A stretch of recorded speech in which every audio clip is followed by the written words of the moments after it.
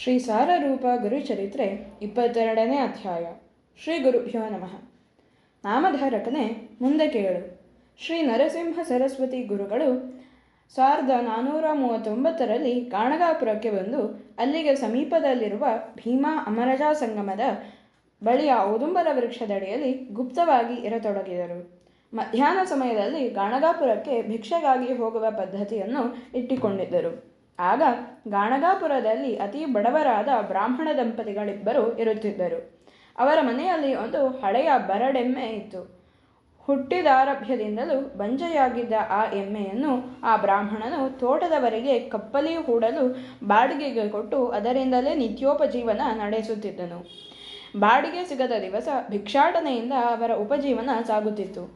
ಶ್ರೀ ಗುರುಗಳಿಗೆ ಬಡವರೆಂದರೆ ಬಲು ಪ್ರೀತಿ. ಹೀಗಾಗಿ ನಿತ್ಯವೂ ಆ ಬಡ ಬ್ರಾಹ್ಮಣನ ಮನೆಗೆ ಭಿಕ್ಷೆಗೆ ಹೋಗುತ್ತಿದ್ದರು. ಒಂದು ದಿವಸ ಆ ಬ್ರಾಹ್ಮಣನ ಎಮ್ಮೆಯನ್ನು ಯಾರೂ ಬಾಡಿಗೆಗೆ ಒಯ್ದಿರಲಿಲ್ಲ. ಬ್ರಾಹ್ಮಣನು ಭಿಕ್ಷೆಗಾಗಿ ಊರಲ್ಲಿ ಹೋಗಿದ್ದನು. ಅದೇ ವೇಳೆಗೆ ಸರಿಯಾಗಿ ಗುರುಗಳು ಆ ಬ್ರಾಹ್ಮಣನ ಬಾಗಿಲಿಗೆ ಭಿಕ್ಷಾರ್ಥಿಗಳಾಗಿ ಬಂದರು.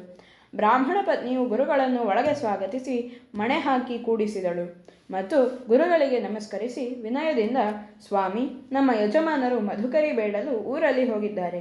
ಈಗ ಅವರು ಬರುವ ಸಮಯವಾಗಿದೆ. ಬಂದೊಡನೆಯೇ ತಮಗೆ ಭಿಕ್ಷೆ ನೀಡುವೆ, ಸ್ವಲ್ಪ ಸಮಯ ಕುಳಿತುಕೊಳ್ಳಿರಿ ಎಂದು ವಿನಂತಿಸಿಕೊಂಡಳು.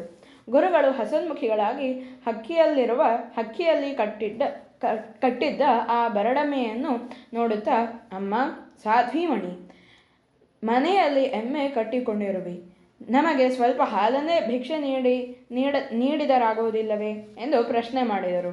ಗುರುಗಳ ಮಾತು ಕೇಳಿ ಆ ಸಾಧ್ವಿಯು ವಿಷಾದದಿಂದ ನಗುತ್ತಾ, ಯತಿವರ್ಯರೇ, ಈ ಎಮ್ಮೆ ಹುಟ್ಟಿದಾಗಿನಿಂದಲೂ ಬಂಜೆಯಾಗಿಯೇ ಇದೆ. ಮನೆಯಲ್ಲಿ ಹುಟ್ಟಿದ ಈ ಪ್ರಾಣಿಯನ್ನು ಮಾರುವುದಕ್ಕೆ ಮನಸ್ಸಿಲ್ಲದೆ ನಾವು ಇದನ್ನು ತೋಟಿಗರಿಗೆ ಕಪ್ಪಲಿ ಹೂಡಲು ಬಾಡಿಗೆ ಕೊಡುತ್ತಿದ್ದೇವೆ. ಆದ್ದರಿಂದಲೇ ನಮ್ಮ ಉಪಜೀವನಕ್ಕೊಂದು ದಾರಿಯಾಗಿದೆ. ಜೋಪಾನ ಮಾಡಿದ ನಮ್ಮ ಋಣವನ್ನು ಈ ಮೂಕ ಪ್ರಾಣಿ ಹೈನು ನೀಡಿ ತೀರಿಸುವ ಯೋಗ್ಯತೆ ಹೊಂದಿಲ್ಲವಾದರೂ ಮೈಮುರಿದು ದುಡಿದು ನಮ್ಮ ಋಣ ತೀರಿಸತೊಡಗಿದೆ ಅಷ್ಟೇ ಎಂದು ಹೇಳಿದಳು. ಅದಕ್ಕೆ ಗುರುಗಳು, ಅದೇಕೆ ತಾಯೇ? ಈ ಎಮ್ಮೆ ಬೇಕಾದಷ್ಟು ಹಾಲು ಕೊಡುವ ಯೋಗ್ಯತೆ ಹೊಂದಿದೆ. ನೀವು ಅದನ್ನು ಪರೀಕ್ಷೆ ಮಾಡಿಲ್ಲ. ಬೇಕಿದ್ದರೆ ತಂಬಿಗೆ ತೆಗೆದುಕೊಂಡು ಬಂದು ನೋಡು. ಇದು ನಮ್ಮ ಭಿಕ್ಷೆಗಾಗಿ ಹಾಲನ್ನು ಕರೆಯುತ್ತದೆ ಎಂದು ಹೇಳಿದರು.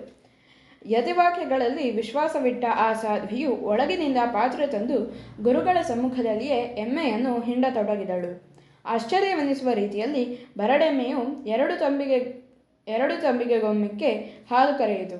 ಬ್ರಾಹ್ಮಣ ಪತ್ನಿಯು ಬಹುಭಕ್ತಿಯಿಂದ ಗುರುಗಳಿಗೆ ಹಾಲಿನ ಭಿಕ್ಷೆ ನೀಡಿ ನಮಸ್ಕರಿಸಿದಳು. ಗುರುಗಳು ಭಿಕ್ಷೆ ಸ್ವೀಕರಿಸಿ ಆಶೀರ್ವದಿಸಿ ಹೊರಟು ಹೋದರು. ಮುಂದೆ ಸ್ವಲ್ಪ ಸಮಯದಲ್ಲಿ ಭಿಕ್ಷೆಗೆ ಹೋಗಿದ್ದ ಬ್ರಾಹ್ಮಣನು ಮನೆಗೆ ಬಂದನು. ಸತಿಯ ಬಾಯಿಂದ ಗುರುಲೀಲೆಯನ್ನು ಕೇಳಿ ಕೌತುಕಪಟ್ಟನು. ಮರುದಿವಸದಿಂದ ಅವರ ನಿತ್ಯ ಸಂಗಮಕ್ಕೆ ಹೋಗಿ ಗುರುಪೂಜೆ ಮಾಡಿ ಹಾಲಿನ ನೈವೇದ್ಯವನ್ನು ಅರ್ಪಿಸಿ ಬರುವ ಪದ್ಧತಿಯನ್ನಿಟ್ಟುಕೊಂಡರು. ಅವರ ದಾರಿದ್ರ್ಯವು ದೂರವಾಗಿ ಗುರುಕೃಪೆಯಿಂದ ಸುಖವಾಗಿ ಬಾಳತೊಡಗಿದರು ಎಂಬಲ್ಲಿಗೆ ಸಾರರೂಪ ಶ್ರೀ ಗುರುಚರಿತ್ರೆಯ 22ನೇ ಅಧ್ಯಾಯವು ಮುಕ್ತಾಯವಾಯಿತು.